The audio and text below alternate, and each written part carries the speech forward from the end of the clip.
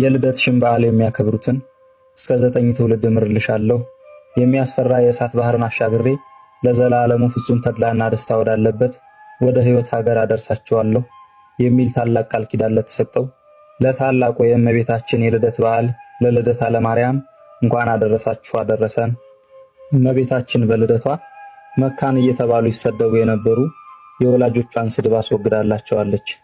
ቤተ ክርስቲያናችን በትውፊት እንደምታስተምረው ለእመቤታችን ልዩ ፍቅር የነበረው አንድ ባህታዊ እመቤታችን ተገልጻለት እመቤቴ ሆይ ከ33ቱ በዓላቶችሽ ማንን ትወጃለሽ አላት። እመቤታችንም ቃል ኪዳን የተቀበልኩበት ኪዳነ ምሕረትን፣ ልደታን፣ በዓለ አስተርእዮንና ፍልሰታን አለችው።